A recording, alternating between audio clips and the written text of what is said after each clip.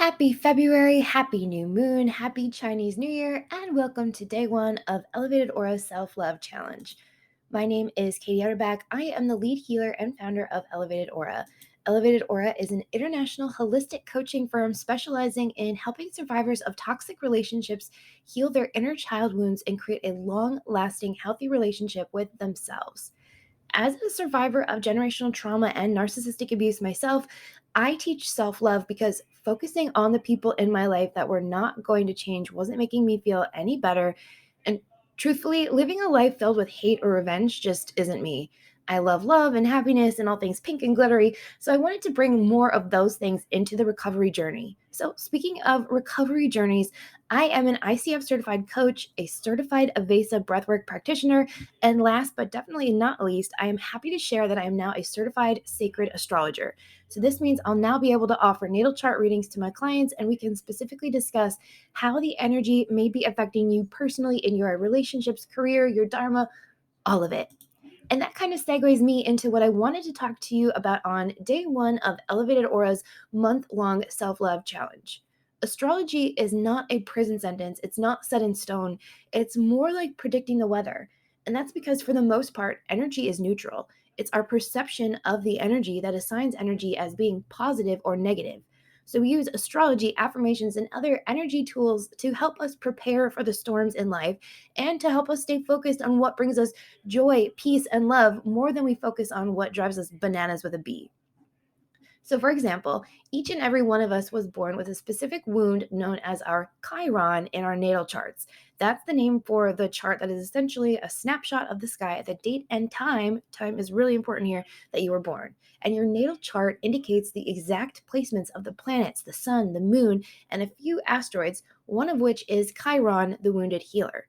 Now, when we start to become familiar with our wounds, our karmic debt, whatever terminology you want to use here, then we have a better understanding of areas where we may have some kind of weakness or challenge. For example, my Chiron placement indicates that I have a mother wound. I didn't get the nurturing that I needed, and so I have issues related to trust, to family, to abandonment. And if you are familiar with me or my work, that's not a shock at all, given that one of the few reasons that I am estranged from my family of origin is that I have a narcissistic mother. So now, knowing this, I can better care for and love myself, knowing that I have this innate need or desire for a mother. But because I didn't have the motherly experience that I needed, I don't necessarily trust that I'll be cared for and loved by others. I don't trust that I won't be abandoned again, especially by more maternal figures. And now that I know this, I can act accordingly or give myself a pep talk if I get triggered. So it's about getting clarity so that we can move forward, reparent ourselves, and meet ourselves where we're at. But in order for us to get clarity in life, not just on a healing journey, but in order for us to get clear on what it is that we must do moving forward, sometimes that takes time to sit, to breathe, to be still, and give our mind and our heart a chance to come back to neutral, to get back in touch with ourselves and let go of what society or a friend or a family member told us that we should do, must do. One gift that I have been given during this pandemic is the gift of clarity. I'm not the same person I am today that I was before this whole global phenomenon happened. And neither are you, truthfully. We all have collective and individual trauma from COVID, even if you didn't get sick. And that's because you were forced to change and grow, and you may not have been ready to let go of the person that you were in early 2020. Now, while we are allowed to mourn the person that we used to be, the person that we hoped we would become, and the people that we hoped would join us for life's ride, we are also allowed to simultaneously celebrate the person that we have become.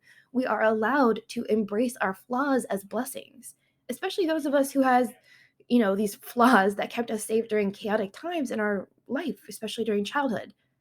So, in that sense, surrendering and fully accepting yourself for who you are and where you're at is one of the greatest gifts you can give yourself. When it comes to healing, spirituality, life, sometimes the simplest answer is the correct one, which is why I want to start off day one of this self love challenge by introducing you to the Ho'opono prayer. Now, this seemingly simple Hawaiian prayer is potent in its power. You may have heard me or others discuss the work of Dr. Masuru Emoto. He was a Japanese scientist who discovered that water is alive and has the ability to respond to its surroundings based on the energy. Now, Dr. Emoto in his work would place water near loving words and phrases or near hurtful, violent words and phrases. And what he found was that the water exposed to the loving words would create these beautiful crystal structures, but the water that was exposed to demeaning and hateful words and phrases appeared to almost blister. In other words, water is affected by its surroundings, the words it sees and hears, as well as emotions and energetic exchanges it experiences. Even dirty, polluted water sent loving words would clear up on its own without any treatment and would form these beautiful crystal structures. Now, I'm sharing this with you for a few reasons. Number one, spelling. The words that you speak, think, and say about yourself, even if it's in jest, are manifesting that reality. That's why it's called spelling. Now, words matter, and the universe does not understand sarcasm. Trust me now, believe me later. Water is also not just mimicking, water is alive and responding. Last year, I had the privilege to be part of a group in which living water was asked a question. The water researchers involved wanted to see if water would respond, and if so, how. Well, water did respond to the question, which was, who are you? And water responded with the beautiful image of the tree of life. Now, the tree of life, if you are not familiar, is a symbol used in many different mythologies, ancient civilizations, and religions to show really how interconnected we all are and to show the source of life. One thing that you may not know about water is that water actually alchemizes constantly. Think about it. Water is ice. It's also a liquid, and when it gets really hot, it transforms into steam. So scientists actually believe that water came to Earth on an asteroid billions of years ago, and ever since that asteroid crashed and birthed the water on this planet, we haven't received any new water. So the water that we drink has been here always. And this is where I would love to insert some sort of Mrs. Doubtfire, like the whole time joke, but I don't have that technology yet. But anyway, within water is a code of information that helps you remember everything your earthly, humanly body has made you forget: that you are love, that you are a gift, and that you are water. Yep, you are water. I am water. Our planet is mostly made out of water. This means that energetically, we are affected by words and phrases just like the water droplets in these water studies. So, what you say, think, write, and feel about yourself really does affect your reality. And remember, energy is neutral. It just wants to give you more of what you're focusing on. So, if you are focused on not having enough, you will get exactly that: more lack, more not enough. And it also works the other way around. Remember that dirty, polluted water that was sent loving words and energy that created these beautiful crystal structures in its waters? Well, you can heal if you believe that you can. If you feed your soul, mind, and body nourishing words and thoughts, you can heal. You can create those beautiful crystalline structures in you. Now, some of you may still be wondering, like, what does this Ho'oponopono prayer or affirmations, what does this have to do with healing? Or why would I start out a self-love challenge in this way? A few reasons. Today is February 1st. It's the start of a new month. It's also a new moon. We have a new moon in Aquarius today, and a new moon is a potent time for planting seeds for what we do want to bring more of into our life, what we want to manifest. It's also the Chinese New Year today, and as we enter into the year of the water tiger, this energy is all about surprises and challenges. And these challenges may be good or bad, but again, it's going to be based on our perception.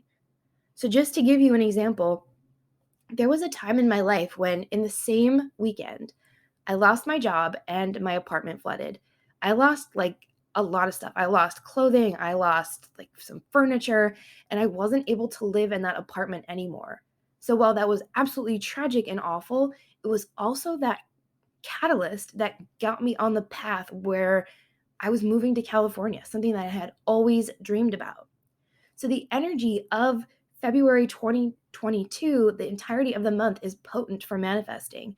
And if you look at the energy of the month from ascended numerology, the energy of February is a 6 plus the infinite. So like I said, it's very potent manifesting abilities all month long.